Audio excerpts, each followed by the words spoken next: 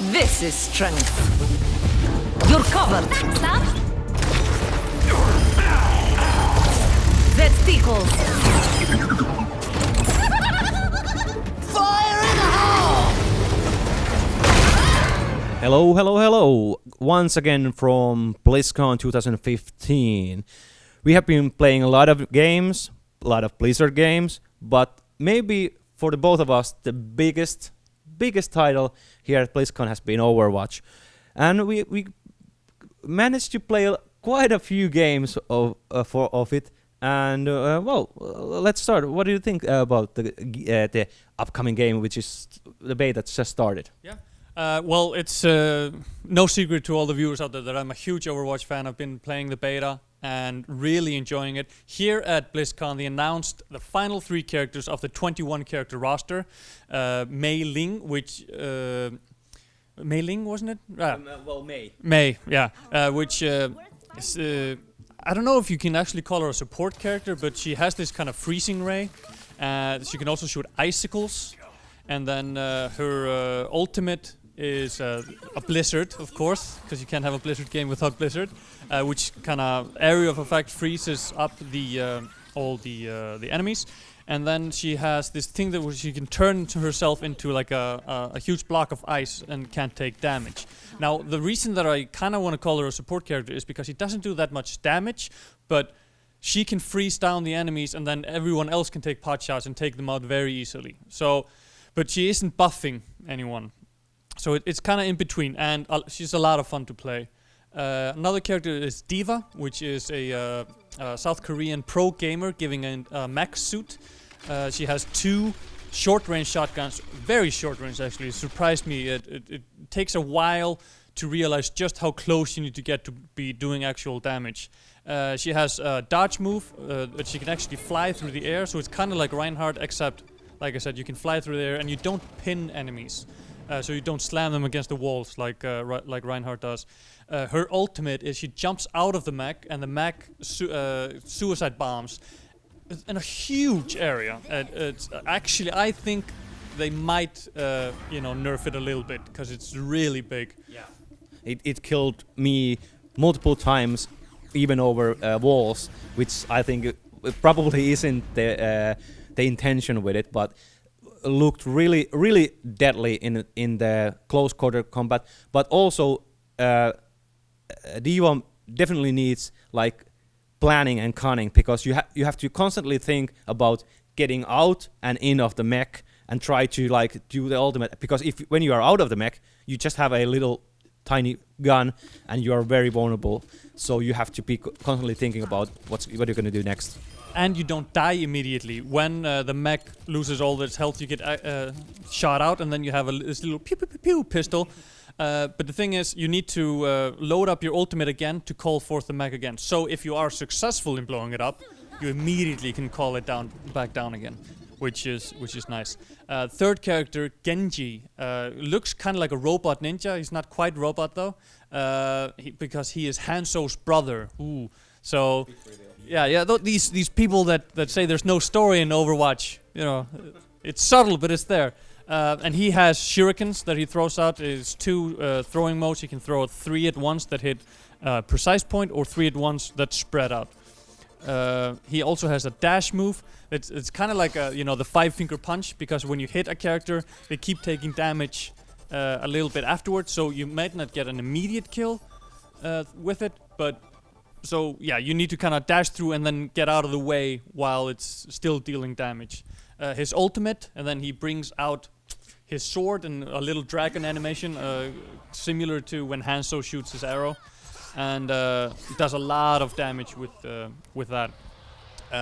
Then, how do they play? Like you said, we played several rounds, and first, I just wanted to try the character, so I wasn't thinking about team balance at all, and just trying, all the moves. And I think actually Mei is the most difficult one to get to grasp with, but also the one with the biggest potential for team play. Because, oh yeah, I didn't mention she can throw up like an ice wall. Yeah. So she can actually, you can throw up an ice wall underneath your teammates, which can get them up to areas where they couldn't get up before. So you can get a bastion up where he can't be flanked as easily and stuff like that.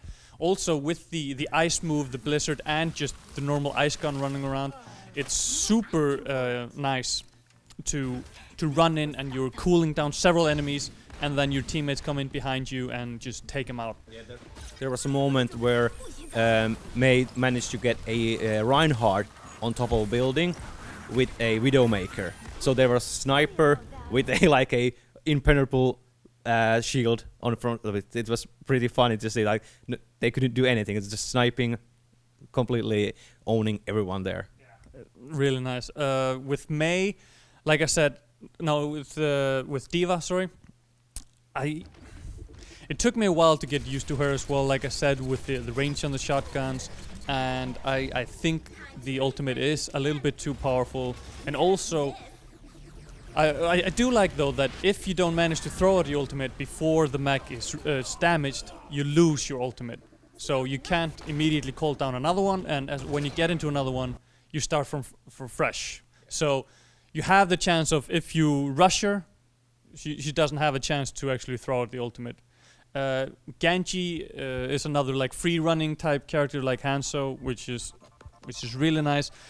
There is a little bit of a delay from when you actually click to when he throws the shurikens, which is a same problem that I had with Mei when she shoots out her icicles, which it takes getting used to, and that's kind of with Overwatch, with all the characters, it takes getting used to all the quirks. Yeah, I think that's pretty deliberate attempt to, because he's throwing shurikens. Yeah. So that's not shooting, so that it takes a little bit while, even though they do fly like bullets, but it's still a little bit delayed. But also I noticed that Genji, especially with Mei, is it's a very good combo, because Mei can just slow everybody down, and Genji comes and slices everyone. Yeah, and then dash through them and slice them down. Yeah.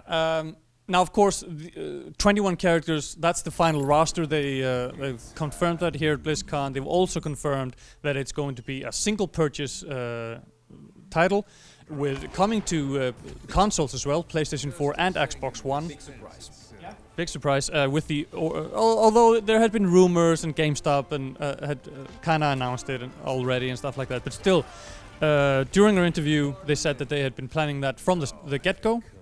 So that's nice. With the Origin Edition, you're getting 4 skins for some of the characters, which is going to kind of tell more of the backstory of the characters. That is showing them earlier in life, and you can also get a Widowmaker skin if you pre-order. But they have. We asked about like microtransactions. Are there going to be more skins? You know, are you going to have to buy maps and stuff like that? No plans for that at all, apparently. So it seems 21 characters is what they have right now. They're not thinking about making more characters in the immediate future, at least from both the panels and from our interview. And maps, I think, will just roll out. Excuse me, will roll out free as well. So yeah, it looks to be a single purchase title, and you get everything on the box. Yeah, I think many people were probably pretty surprised about that it is just money front and then you get the game, which is, I think that's a good thing, because okay, there are a lot of free-to-play games. Blizzard has done it pretty well with Hearthstone and Heroes of the Storm, but I think that this is a pretty nice fresh start for a new game franchise. So I'm for one, I'm pretty happy about the decision. I don't have to worry about unlocking the characters, delaying it. I get everything in one go. I think that's a good thing. Only thing I'm a little bit, of course, disappointed, because I love single-player story modes, and there is so much story behind the scenes in Overwatch. So I'm really hoping that they will do some kind of game modes, co-op, horde, or something that will bring that story better to the surface. But we have to wait for that. They couldn't tell anything about that yet. Yeah, and they have been saying from the beginning that they're going to be telling the story of Overwatch through other media outside of the game. And here at BlizzCon, they confirmed there's going to be comic books before launch. They're also making animated shorts, which look really nice. Hopefully, we'll edit a little bit of footage over here. And yeah, just want to get back to you mentioned not having to unlock the characters and stuff. I think that's absolute key point, because if some of the characters were locked, it would absolutely kill the fun of the game, because it's so much about figuring out what the other team is doing, where they're weak, and spawning as a character that'll, strike that hole in their game. Yeah, I'm personally looking forward to the esports scene also, because one thing I noticed, I have noticed that from the start of the beta, it's very fun to watch. So, like, we were watching other people, other gamers, other media playing the game. It was really fun to see, and especially when they start countering each other. We need certain yelling. We need certain characters here. Desperately, they changed it up, start to dominate, and the opponents need to adapt to that. That was really fun to watch, and when you get pro gamers in it that have really super keen inside the game, it's gonna be crazy like strategy to make it work. Yeah, absolutely. And the game is confirmed coming out in spring. It looks like it's going to be around the 26th of June, I think. Yeah, to the latest. That was the they had a little small print there, estimated 26th of June. So June, maybe even a little bit earlier. You never know. Yeah, and like I said, they confirmed 3 editions of the game. You can buy it just digitally. You can buy the digital Origin edition, and that's boxed as well for PC, Xbox, and PS4.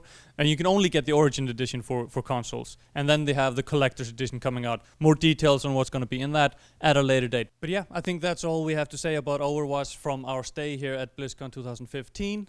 Make sure to stay locked on Gamereactor for all information going forward.